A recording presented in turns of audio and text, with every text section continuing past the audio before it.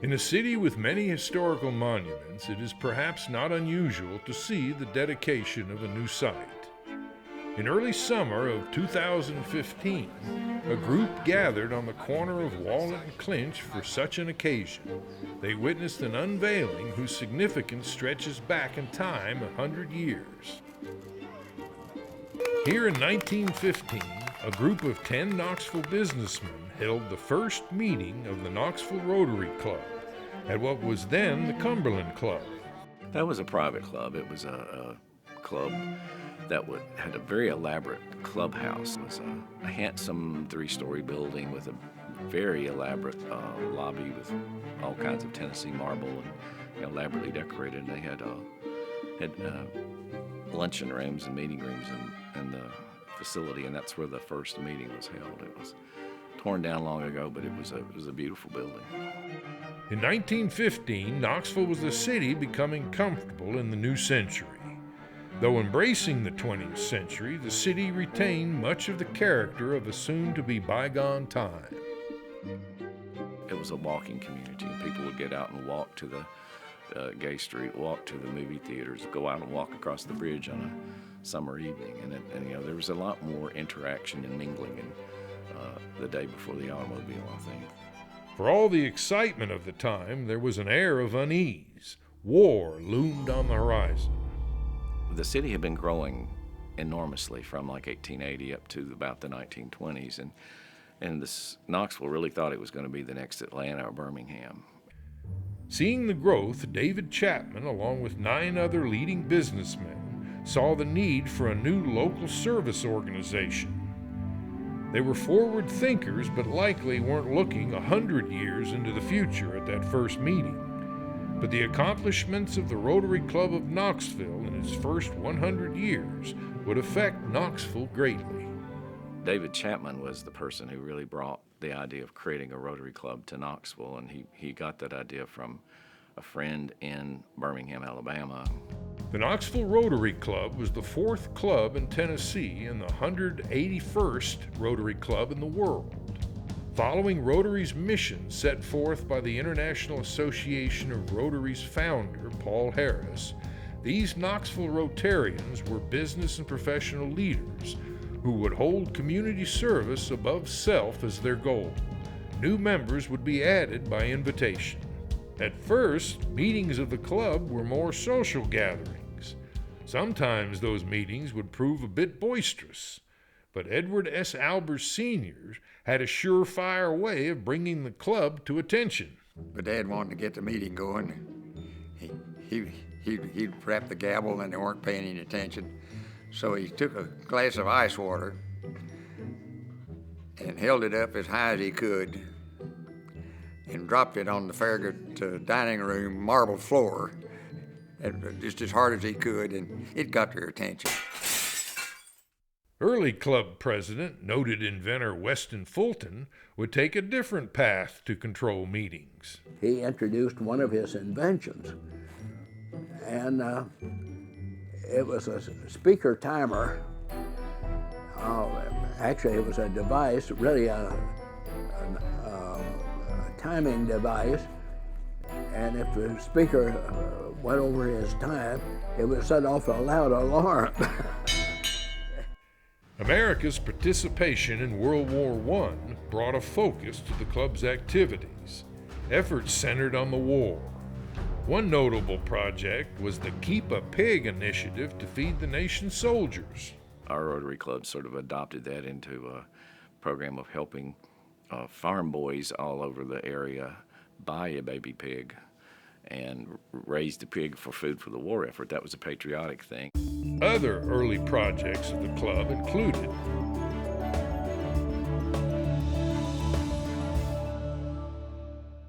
a large part of Rotary of Knoxville's legacy rests on a project begun in the 1920s.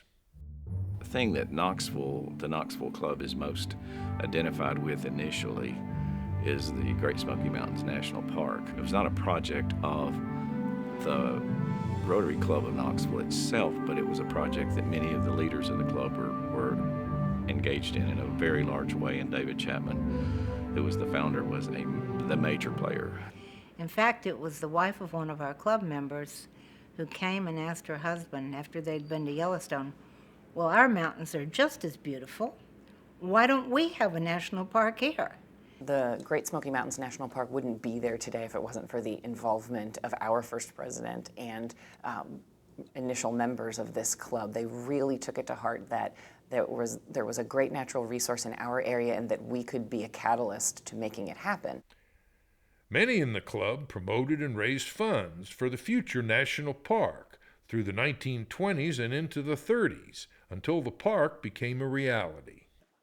And it was at a Rotary Club meeting that it was announced that the park had been completed. All the land had been acquired. Through times of war, times of peace, and the inevitable economic ups and downs, the Rotary Club continued with its mission of service above self, but change would come. A potentially divisive moment came with the admittance of women to the previously all-male organization. Duarte, California, the Rotary Club had taken in a woman, and Rotary suspended the club because it was against the Rotary International rules. They filed suits, of course. It finally went to the Supreme Court, and the Supreme Court ruled that Rotary had to take in women. Ginny Morrow became the first female to become a member of the Knoxville Club in 1988. At her first meeting, she was asked to say a few words. And I looked out at this sea of men. They were all looking at me with this very questioning look. And some of them were my father's age. And I finally just looked at these silvery, gray-headed men and said, I will do my best to never embarrass you.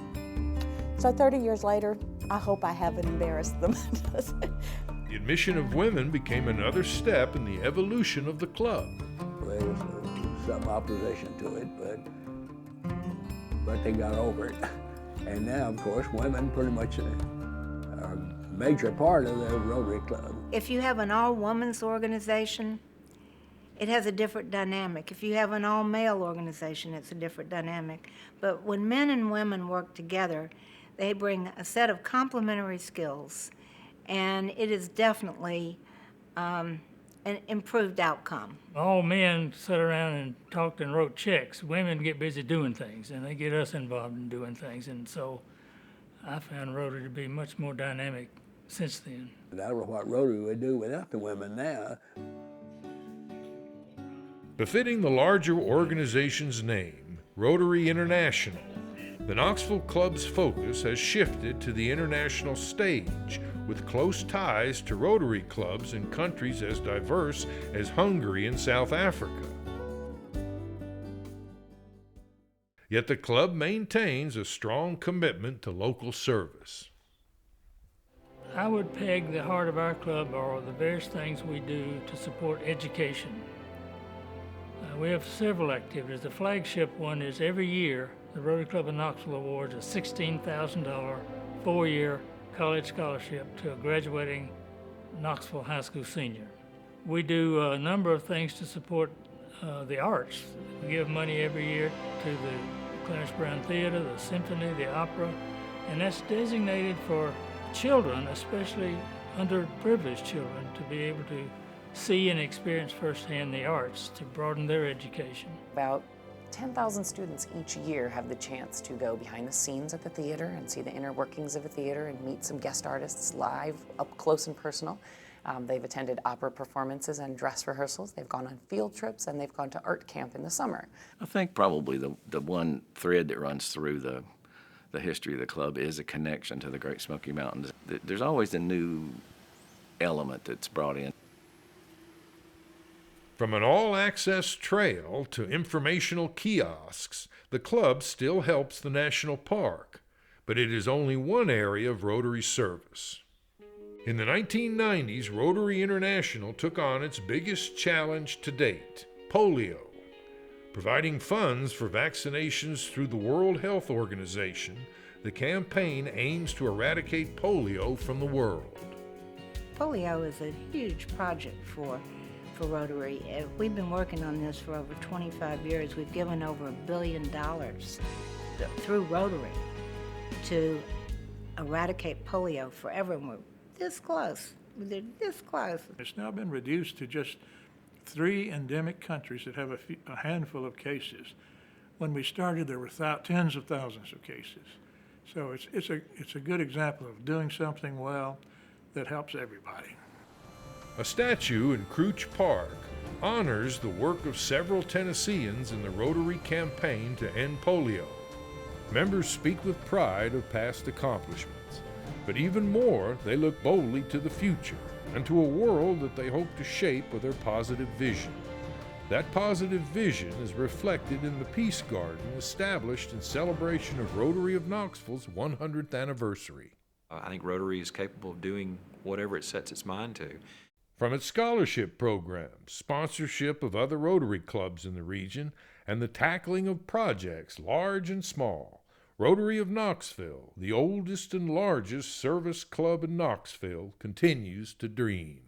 Well, I'm so impressed with how big this club thinks and how it wants to be involved and how it wants to make a difference and a lasting difference. The great ideas that continue to be sparked out of these people who think at 50,000 feet, it's really inspiring to be around them all. Looking past the elimination of polio, Rotary next aims at promoting world peace.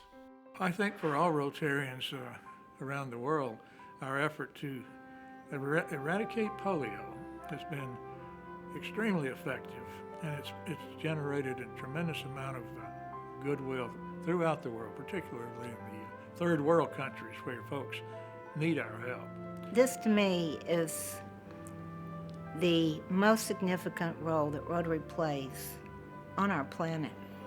1.2 million members in 200 countries who believe that human beings can get along.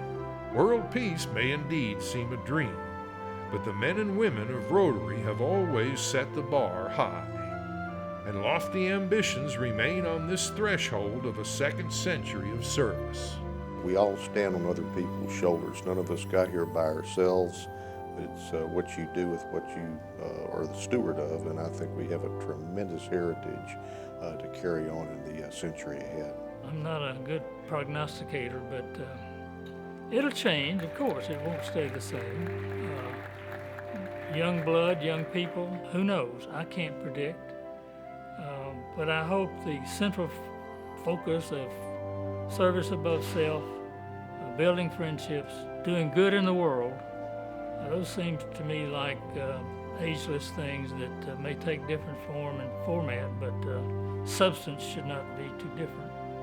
Ultimately, Rotary's philosophy, its past and its future, is embodied in the Rotary four-way test.